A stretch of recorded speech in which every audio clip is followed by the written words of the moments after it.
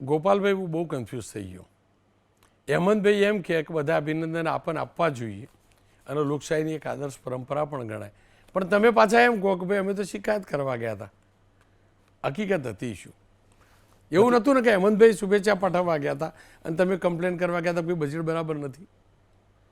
રોનકભાઈ, એમાં એવું છે કે રાજ્યનું બજેટ અમે તો ત્યાં રજૂ થયું ત્યારે ત્યાં બેઠા હતા અને અમે જોયું કે બજેટની આ ચોપડી હું લઈને જ આવ્યો છું આજે. જો આ ચોપડી અને એમાં સરકારે કીધું કે ભાઈ રાજ્યના લોકોની માથાદીઠ આવક 3 લાખ રૂપિયા છે.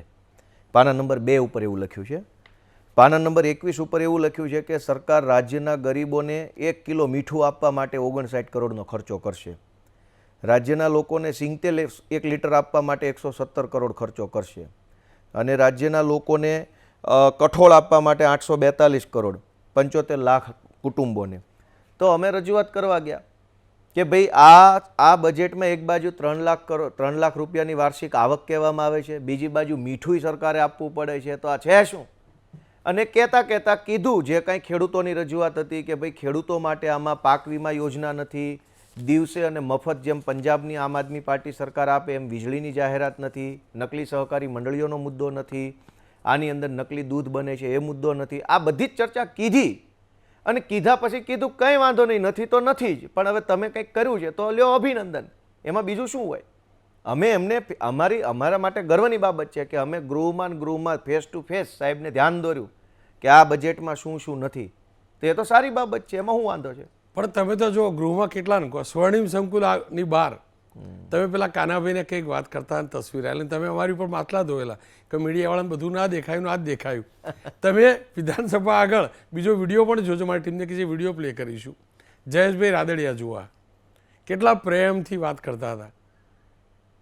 મને આ ખરેખર આ પ્રેમભાવ, આ સદભાવના, રોનકભાઈ, જયેશભાઈ હું તો વખાણ કરું સદભાવના. અમારા સમાજના વડીલ છે, અમારા સમાજના આગેવાન છે, મારા કરતા સિનિયર છે, નેતા તો પછી છે, પહેલા તો સમાજના આગેવાન છે, તો એમાં હું ખોટું? તો તમે સમાજવાળા કેટલા ને રાયા મને કહો. એ તો રાજનીતિમાં હાર જીત તો જનતા નક્કી કરે છે. હું ઈચ્છું તો હું આખી સરકાર હરાવી દઉં. જનતાએ હરાવ્યા ને જનતાએ જીતાવ્યા, પછી તો એ અમારા સમાજના નેતા છે. ક્યારેક કંઈક સમાજલક્ષી મુદ્દો હોય તો સ્વાભાવિક છે કે બધા ભેગા બેસી નિર્ણય કરતા હોય. સુખ દુઃખની વાતો જ નથી ને કે જયેશભાઈ આ ક્રિપ્કો ઇફકોમાં તો તમે ગયા પણ મંત્રી આવું બધું? રોનકભાઈ, 35 સેકન્ડની મુલાકાત હતી, એમાં શું સુખ ને શું દુઃખ? 35 સેકન્ડમાં શું વ્યક્ત કરવું? રામ રામ શ્યામ શ્યામ, કેમ છો, કેમ નહીં, મજામાં, આટલી વાત 35 સેકન્ડે થઈ શકે? અને કાનાભાઈ જોડે એમની હારે તો કોઈ વાત જ નથી કરી, એ જ મારી હારે બોલતા હતા. હું તો એમાં એક શબ્દ નથી બોલ્યો. એ આવીને મને કીધું કે ભાઈ આમાં કે અમારા મોરબીની અંદર કે 100 ગાંડા છે ને 101માં હું છું એમ કીધું. તે હું દાંત કાઢવા માંડ્યો. એમાં કોઈ કે ફોટો પણ લીધો. એમાં તો હું એક શબ્દ નથી બોલ્યો. અને મારું તો વિસાવદરથી જ્યારથી ચૂંટણી જીત્યો છું ત્યારથી આવું જ હાલે છે. ગોપાલભાઈ ક્યાંય ઝપટમાં આવી જાય એટલે ફોટો ને વિડીયો ને ઓડિયો, મતલબ વાત જ જવા દેવું થઈ ગયું છે કે જાણે હું ચૂંટણી જીત્યો મોટો ગુનો થઈ ગયો હોય ને એવો માહોલ છે અત્યારે. ગોપાલની લીલા બહુ બધી હોય પાછી, એ બી તો હકીકત છે ને. ખેર હેમંતભાઈ, શુભેચ્છા પાઠવવી, તમે તો સ્પષ્ટ બોલ્યા. જો ઈરાને જ ઇન્ટરવ્યૂ લીધેલું, આખું કહ્યું કે ભાઈ એક સારી પરંપરા બધા શુભેચ્છા પાઠવતા હતા અને પાઠવવી જોઈએ. તમે એ પણ કહ્યું કે આપણા નાણામંત્રી, ગુજરાતના નાણામંત્રી ગુજરાતનું બજેટ રજૂ કર્યું એટલે શુભેચ્છા પાઠવી. એક બાજુ શુભેચ્છા પાઠવવી, બીજી બાજુ આ ટ્રેક્ટર લઈને જવું, થોડુંક સમજાયું નહીં. રોનકભાઈ, સૌ પ્રથમ તો હમણાં તમે વિમલભાઈનો વિડીયો બતાવ્યો, મેં જોયો નહોતો, આપે મને બતાવ્યો. વિમલભાઈને કદાચ એ નહીં ખબર હોય, આપણા દેશના વડાપ્રધાન 3 વખત ચૂંટાણા ત્યારે સૌથી પહેલાં રાહુલ ગાંધી જઈ અને એમને શુભેચ્છાઓ પાઠવી છે. જ્યારે વિરોધ પક્ષના મુખ્યમંત્રી બને ત્યારે દેશના વડાપ્રધાન જે કોઈ પણ હોય એ મુખ્યમંત્રીને શુભકામનાઓ પાઠવતા હોય છે. અમે પણ જ્યારે આ ગૃહની અંદર ચૂંટાઈને આવ્યા ત્યારે મુખ્યમંત્રીશ્રીએ પણ સમગ્ર ચૂંટાયેલા તમામ સભ્યોને શુભકામનાઓ પાઠવી હતી. તમે તો ગઈકાલના બજેટ ઉપરના ફોટા વિશેની વાત કરો છો. હું આપને 3 દિવસ પછી શું થવાનું છે એનું આજે ઓન કેમેરા કહું છું. દરેક વિભાગની માગણીઓ આવતી હોય, દરેક વિભાગના મંત્રીશ્રીઓ છે એ વિભાગ વાઇઝ માગણીઓ લઈને આવતા હોય અને જે વિભાગની માગણી આવે એમાં આખો દિવસ ચર્ચા થાય, એમાં ટીકા ટિપ્પણીઓ થાય, એના વખાણ થાય, અંતે બહુમતીના જોરે એ માગણી મંજૂર થતી હોય અને ત્યારબાદ એક પરંપરા, એક સિલસિલો હોય છે કે એ મંત્રીશ્રીને જઈ અને તમામ લોકો અભિનંદન પાઠવતા હોય છે. આપણે પણ જોઈએ રોનકભાઈ, હું આપના ન્યૂઝ ચેનલના ઉદાહરણ રૂપે એક વાત કરું કે એબીપી અસ્મિતાની સામે બીજી કોઈ ન્યૂઝ ચેનલ નવી ચાલુ થતી હોય અને રોનકભાઈ પટેલ ત્યાં જાય તો સામેવાળાને બધું આપે કે શુભકામનાઓ આપે? શુભકામનાઓ જ આપતા હોય છે. આ એક શિષ્ટાચાર છે અને એક આપણી સંસ્કૃતિનો હિસ્સો રહ્યો છે. એટલે બજેટ માટે જ્યાં ટિપ્પણીઓ અને ટીકાઓ કરવાની હતી એ ટીકાઓ કરી છે. એમની આંખમાં આંખ નાખી અને બજેટમાં જે ખેડૂતોને અન્યાય થયો છે એના માટે વાત કરી છે. આગામી સમયની અંદર વિભાગ વાઇઝ જ્યારે માગણીઓ આવશે ત્યારે પણ બોલશું. રસ્તા ઉપર, કારણ કે સૌથી મોટો ગુજરાતનો પ્રશ્ન આપે જોયું હશે, 3 દિવસ પહેલાં અમે વિધાનસભા લાઈવ કરવાની માગણી લઈ અને પ્લે કાર્ડ સાથે ગૃહમાં કરી. ગૃહની અંદર તમામ લોકોએ જોયું કે અમે પ્લે કાર્ડ લઈને ગયા. ગુજરાતની જનતાએ ગૃહની અંદરની ઘટના ના જોઈ શકી. અમે અભિનંદન પાઠવવા ગયા, એ લાઈવ થતું હોત તો આ ઘટના જ ના આવત. તો લાઈવ કરવામાં નથી આવતું, એના કારણે પણ અમુક સમસ્યાઓ છે. આગામી સમયની અંદર ગુજરાતની જનતા જાણી શકે એના માટે થઈ વિધાનસભામાં રજૂઆતો તો કરીએ છીએ, પણ વિધાનસભા સદનની બહાર પણ, સડક પર પણ અમે જનતાનો અવાજ બુલંદ કરીએ છીએ. અને ગાડું લઈને, હું ટ્રેક્ટર લઈને ગયો હતો, કોઈ તોપ લઈને ગયો નહોતો. એ ખેડૂતનો દીકરો છું, કોઈ આતંકવાદીનો દીકરો કે આતંકવાદી નથી. એ પણ મેં ત્યાં ઓન કેમેરા કીધું કે ભાઈ હું ટ્રેક્ટર લઈને આવ્યો છું, તોપ લઈને નથી આવ્યો. પણ આ તમારા ગોપાલભાઈના નિવેદનમાં ફરક કેમ આવ્યો? નહીં, માની લ્યો કે એમાં નિવેદનના ફરકની કોઈ વાત નથી. શુભકામનાઓ આપી છે ને જ્યાં ટિપ્પણીઓ કરવાની હતી ત્યાં પણ એમનું ધ્યાન દોર્યું કે સાહેબ આમાં ખેડૂતોને આપે ખૂબ ઓછું આપ્યું. ત્યારે 182 ધારાસભ્યો જ્યારે નાણામંત્રીશ્રીને મળવા માટે હોય ત્યારે એના બજેટ ઉપર ચર્ચા કરવાના દિવસો આગામી સમયમાં આવવાના છે અને ત્યારે બોલવાનું છે. પરંતુ જ્યારે એ ઘટનાએ, આપણે કોકના લગ્ન પ્રસંગે જઈએ તો ત્યાં 2 કલાક એની વરરાજા સાથે ઊભીને વાત ના કરીએ, આપણે ટૂંકમાં જ એને અભિનંદન પાઠવીએ અને ત્યાંથી આગળ જવું પડે. એટલે અભિનંદન આપવાની જગ્યાએ અભિનંદને આપ્યા છે, ટીકા ટિપ્પણીઓ કરવાનું પણ એમના ધ્યાને મૂક્યું છે. અને આગળ 1 મહિનો દિવસ સત્ર હાલવાનું છે. જ્યાં જ્યાં જે વિભાગની માગણી આવશે, જે અન્યાય કર્યો છે એના સામે મક્કમતાથી અવાજથી બોલશું. આ ફોટો પડેલો કે પડાવેલો? કોઈ અને પાડેલો કોને? સ્માઇલ કોણ બોલેલું? ક્યાં ને સ્માઇલ? રોનકભાઈ, તમે જ કેવો બચાવ સિનિયર પત્રકાર રહ્યા છો રોનકભાઈ, આપને જણાવી દઉં કે વિધાનસભા ગૃહની અંદર સરકારી ફોટોગ્રાફર જ ફોટો પાડતા હોય. ત્યાં અંદર ફોટો પાડવા માટે પણ પાસ લેવો પડતો હોય છે. એટલે ત્યાં સરકારી ફોટોગ્રાફર લગભગ ઓછામાં ઓછા 10 ફોટો પાડવાવાળા અને 5 થી 7 જણા વિડીયો શૂટિંગ કરવાવાળા, અને અંદર વિધાનસભા ગૃહની અંદર લગભગ હું માનું ત્યાં લગી 8 થી 10 સીસીટીવી કેમેરાઓ હશે. હવે આમાંથી કયા એંગલથી કોણે ફોટો લીધો એ કેવું તો હું ના કહી શકું. એના માટે આપણે વિધાનસભા ગૃહના સીસીટીવી ફૂટેજ મંગાવવા પડે. અને આપણી કમનસીબી છે કે વિધાનસભા લાઈવ નથી આવતી. જો વિધાનસભા લાઈવ આવતી હોત તો આજ તમારે અમને આ પ્રશ્ન પૂછવાની જરૂર ના રહે. તમને કહું, એટલી ગંભીર બાબત પણ નથી. જે સારો ફોટો છે, બધા હસતા હોય, બરાબર છે, મળતા હોય તો પડવો જ જોઈએ. પણ ખાલી આ તો મારે આટલું ચેક કરવું પાડ્યો. સ્માઇલ શબ્દ કોણ બોલ્યું? મને કોઈ એવું કહેલું, તમે ગમે તે કહેતા, મને કોઈ એક મંત્રી બોલેલા સ્માઇલ પ્લીઝ, ફોટો મોબાઈલથી પડેલો, કદાચ તમારા જ પડેલો. 182 ધારાસભ્યોમાંથી મોસ્ટ ઓફ 150 થી 160 ધારાસભ્યો જ્યાં હાજર હોય ત્યાં કોણે શું કોમેન્ટ કરી એ કેવું મુશ્કેલ થાય. કદાચ મારા ધ્યાને હોત તો ચોક્કસ એ પણ હું જણાવત. આપના ન્યૂઝ ચેનલના માધ્યમથી ગુજરાતની જનતાને પણ એ વાત જણાવત. પરંતુ ખરેખર અમારા ધ્યાનમાં નથી કોઈ સ્માઇલ બોલ્યું કે નહીં, કારણ કે ત્યાં શુભકામનાઓ પાઠવવા માટે થઈ અને જ્યારે એટલા બધા લોકો લાઈનમાં હોય ત્યારે આ કેવું થોડું મુશ્કેલ છે. મને આનંદ એ વાતનો થયો અમનભાઈ કે મારા ખેડૂતનો દીકરો સાચો રાજનેતા થઈ ગયો. કેટલું સાચું બોલવું, કેટલું ના બોલવું, કેટલું બિટવીન ધ લાઈન બોલવું શીખી ગયા. ખરેખર આનંદ થયો. સાચું કહું, હું વ્યંગમાં નહીં કહેતો, હું ફરીથી કહું વ્યંગમાં નહીં કહેતો. પરફેક્ટ તમે જવાબ આપી દીધો. તમે પણ જાણો છો કોને મોબાઈલ આપ્યો તો. ઈરાન ત્યાં હાજર તો ઈરાન આપણે તો આજે આપની કોમેન્ટથી ગુજરાતના લાખો ખેડૂતોને આનંદ થશે કે ખેડૂતના દીકરાના અહીંયા વખાણ થઈ રહ્યા છે, કે ખેડૂતનો દીકરો છે એ બોલતા શીખી ગયો. એના માટે હું આપને ધન્યવાદ આપું છું રોનકભાઈ. ગોપાલભાઈ પ્રથમ વખત બજેટ સેશનમાં આવ્યા હતા.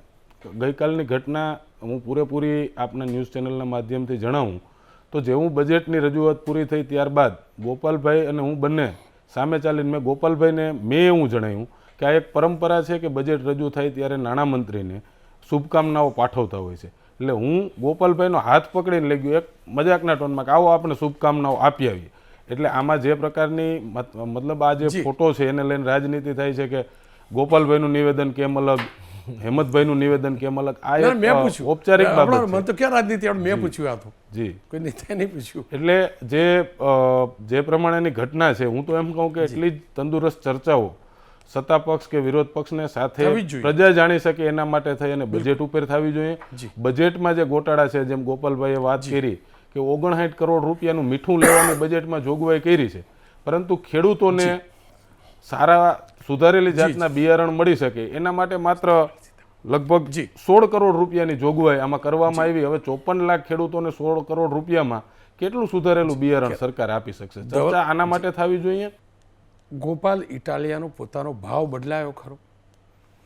ન્યાયવાળી વાત નહીં કરતો. નહીં હું કે જે પેલો કે ભાઈ આપણું ગૃહ એમ એ ભાવ આવે ખરો? રોનકભાઈ, જ્યારે આ બજેટ આવવાનું હતું એના લગભગ મહિના પહેલાં હું નાણામંત્રીશ્રીને મળવા ગયો હતો મારા મત વિસ્તારની 3 માંગણીઓ લઈને. ભેસાણની અંદર જીઆઈડીસી બને, વિસાવદરની અંદર સરકારી લાઇબ્રેરી બને અને જુનાગઢ જિલ્લાની અંદર એગ્રો બેઝડ ઇન્ડસ્ટ્રીઝની સ્થાપના થાય, એ 3 માંગણી લઈ નાણામંત્રી સાહેબને મળવા ગયો હતો. ત્યારે હું લાઈફમાં ફર્સ્ટ ટાઈમ મળ્યો એને. એટલે ત્યારે એમણે મને સારો એવો આવકાર આપ્યો, સારી રીતે વાત કરી, મારા દરેક મુદ્દાને સમજવાની કોશિશ કરી. મેં એને માંગણી મૂકી કે ભેસાણમાં જીઆઈડીસીનો પ્રશ્ન છે સાહેબ, તો એમણે મને કીધું કે તો જમીન છે ત્યાં, બીજી શું શું વ્યવસ્થા છે, કેવા પ્રકારના ધંધાઓ ભેસાણમાં હાલમાં ચાલુ છે, જીઆઈડીસી થાય તો કેવા પ્રકારની ઇન્ડસ્ટ્રીઝ માટે શું. તો એણે બહુ સારી વાત કરી મારી યારે અને મને એણે એવું કીધું કે તમે આવતા રહો નિયમિત રીતે, કંઈ પણ વિસ્તારનું કામકાજ હોય તો આવતા રહેશો તો કંઈક થતું રહેશે. તો પહેલી જ વખતમાં મને એમની સાથે અનુભવ સારો થયો અને સારો થયો એટલે મારા મનમાં એક વાત તો આવી કે ભાઈ નહીં, આ વ્યક્તિએ મંત્રી તરીકે, ધારાસભ્ય, હું વિપક્ષનો છું છતાં એણે મારી વાત સારી રીતે સાંભળી, મારા મત વિસ્તારના પ્રશ્નોને સાંભળ્યા અને મને કીધું કે તમે અહીંયા આવતા રહેજો તો કંઈક સારું થશે. એટલે મને એક વસ્તુ સારી લાગી કે નહીં, આ વાત સારી છે. હવે કાલના ફોટાની વાત કરીએ આપણે કે ફોટામાં શું છે કે બજેટ કોઈ ખાલી નાણામંત્રી નથી બનાવતા. બજેટ સરકારના 26 વિભાગોનું બજેટ છે. કૃષિ વિભાગ, સહકાર વિભાગ, પાણી પુરવઠા વિભાગ, સિંચાઈ વિભાગ, આરોગ્ય, શિક્ષણ, તો દરેક વિભાગ પોતે પોતાનું બજેટ બનાવી અને નાણામંત્રીને આપતા હોય. એટલે અમે જે આખા બજેટની રોનકભાઈ ટીકા કરીએ છીએ કે ખેતી માટે નથી, તો ખેતીનું બજેટ તો કૃષિ મંત્રીએ બનાવ્યું હોય અને કૃષિ મંત્રીએ નાણામંત્રી પાસે માંગણી મૂકી હોય કે અમારા વિભાગ માટે આટલા પૈસા જોશે. માર્ગ અને મકાન વિભાગ, સ્વાસ્થ્ય વિભાગ, બીજા વિભાગ, તમામ વિભાગના બજેટો જે તે વિભાગના મંત્રાલયોએ બનાવ્યા હોય. પછી દરેક બજેટને ભેગા કરી અને નાણામંત્રીને સોંપવામાં આવે, નાણામંત્રીએ ભાષણ વાંચી જાય. હવે આ આખું બજેટ ખરાબમાં એમાં શું શું ખરાબ છે એની અમે કાલે ટીકા કરી અને કીધું કે ભાઈ આમાં ગામડાઓમાં 14,000 કરોડ રૂપિયા ફાળવવામાં આવ્યા છે, શહેરોમાં 33,000 કરોડ રૂપિયા ફાળવવામાં આવ્યા છે. તો શહેરી વિકાસ મંત્રીએ 33,000 કરોડ ફાળવા, ગ્રામીણ વિકાસ મંત્રીએ 14,000 કરોડ રૂપિયા ફાળવા. તો વ્યક્તિગત રીતે કનુભાઈએ જ્યારે મારી વાત સાંભળી હતી બજેટ આવતા પહેલા, તો હું એને પાછો મળવા ગયો. મેં તમને હજુ કીધું કે જે મેં રજૂઆત કરી એ રજૂઆત વત્તા ગુજરાતના લોકોના, ખેડૂતોની રજૂઆત, ગામડાના બજેટની રજૂઆત, એ બધું જ કીધું એમને. કેમ કે એ સાંભળે છે, એને વાત શાંતિથી સાંભળે છે, સાંભળ્યા પછી પાછું એનો પ્રતિભાવ પણ આપે છે. એ અનુભવ મને પહેલા થયેલો છે. એટલે તો હું ગયો, કીધું હેમંતભાઈ મને લઈ ગયા, ચાલો ભાઈ અહીંયા આ પ્રથા છે, આપણે જવું પડે, હાલો. મેં કીધું અને જઈને પહેલા સૂચન કર્યું, રજૂઆત કરી, બધી વાત કરી અને કીધું કે સારું, તમારી વાત સાચી છે. તો હવે આમાં તો બીજું રોનકભાઈ કે ફોટો છોડી દો, આ બજેટ સેશન પતી જાય, એક મિનિટ, આ બજેટ સેશન પતી જાય પછી મારા મત વિસ્તારના 4 કામ હશે તો મારે રજૂઆત કોને કરવાની? જવું જ જોઈએ, એમાં જરા ખોટું નથી, ફોટો પડાવવો જોઈએ. મેં તો આધાર બનાવ્યો, ફરીથી કહું છું, આ સમરસતા ગુજરાતી પણ છે. સમરસતા નહીં, આ તો ફરજનો ભાગ છે, એ મંત્રી છે, હું એ જ કહું છું કે એ દ્વેષભાવ ન હોવો જોઈએ. એક આપણું ગૃહ છે, આપણી વિધાનસભા. હેમંતભાઈ, અંતમાં તમારી પાસે આવું, ટ્રેક્ટરનો આઈડિયા કેમ આવ્યો? ગાડું નહીં કેમ? મેં જોયું હતું ગઈકાલે એક પત્રકાર મિત્ર સાથે હું વાત કરતો હતો ત્યારે પણ એણે પ્લે કાર્ડ મામલે અમારું ધ્યાન દોર્યું કે તમે પ્લે કાર્ડ લઈને ગૃહમાં કેમ ગયા. એટલે મેં એમને મારા લાઈવ ઇન્ટરવ્યૂમાં જે એવું કીધું કે અમે તો માત્ર પ્લે કાર્ડ લઈને ગયા છીએ. બાટલામાં 10 રૂપિયાનો વધારો થતો તેથી આજ ભાજપ છે એ ખંભા ઉપર ગેસની બોટલ લઈ અને વિધાનસભા ગૃહમાં સંસદ ભવનમાં જતા અને આદરણીય અટલજી છે એ ગાડું લઈ અને વિરોધ કરવા માટે થઈને ગયા હતા. પરંતુ આપણી કમનસીબી છે કે ગાંધીનગરથી લગભગ 50 કિલોમીટરની આજુબાજુમાં કોઈ ખેડૂતો પાસે જમીન રહી નથી, જમીનો તો ઉદ્યોગપતિ પાસે છે. એટલે ગાડું ના મળ્યું એટલે અમે આધુનિક ગાડું જેને આપણે કહીએ અત્યારે તો ટ્રેક્ટર લઈ અને ખેડૂતોનો અવાજ બુલંદ થાય. મેં જેમ વાત કરી કે 12 કલાક અમે અભ્યાસ આ બજેટનો કરી અને અમે આ વાત લઈ આવ્યા કે એટલા વિભાગોની અંદર ઓછી ફાળવણી થઈ છે, આ અન્યાય છે અને આ ફાળવણીઓ યોગ્ય રીતે થવી જોઈતી હતી. એટલે ખેડૂતોના પ્રતિક રૂપે ગાડું લઈ અને જે 2 બોક્સ લઈ અને અમે બતાવ્યું છે કે તમે 48% જનતાને 33,000 કરોડ ફાળવો છો અને 52% જનતા અને ગુજરાતનો લગભગ 80%થી પણ વધારે ભૌગોલિક વિસ્તાર એને તમે માત્ર 14,000 કરોડની ફાળવણી કરો છો. આ બે વિભાગની ફાળવણી છે એ યોગ્ય નથી.